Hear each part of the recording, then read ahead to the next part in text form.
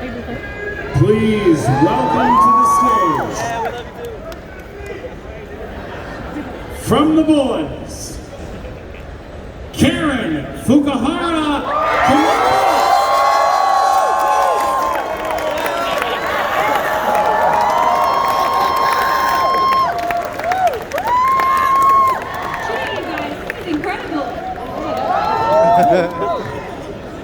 And finally, please welcome. Please put your hands together. I want to hear screams from the back of the room. Laz Alonso, Mother's Milk.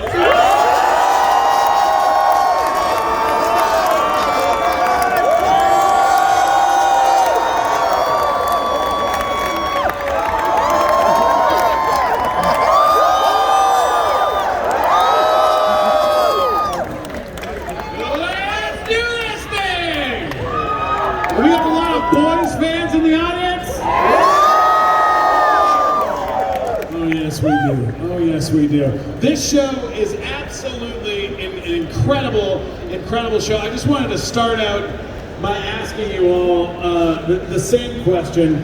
How did you end up getting cast on the show? What was the audition process in being cast on one of the greatest, most innovative, original superhero shows to ever exist? Let's start all the way at the end. Let's start with French here.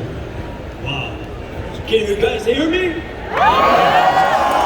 This is so exciting to be here. Oh my God, thank you all for being here. And for your question, you know, this is actually very emotional and a beautiful moment because this is my second time in Los Angeles. Wow. But the thing is, the first time I was here was to book the show. Wow. And now being here with you all is just unbelievable. It's unbelievable, so thank you for being here.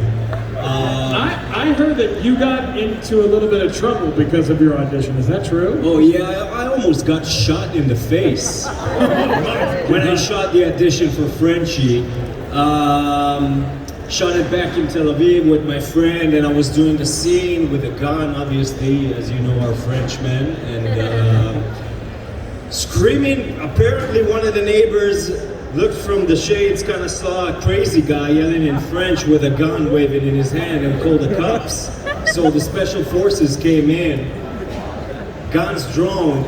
Thank God I was kind of people kind of knew me in Israel, and the guy went, "No, I know that guy, he's an actor." And everybody kind of stopped. So, but the audition worked, and here I am with you guys. So yeah, super cool and good to see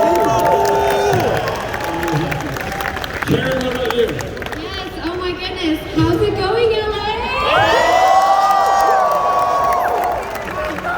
This is my first big convention in Los Angeles, and I grew up here, born and raised in Philly.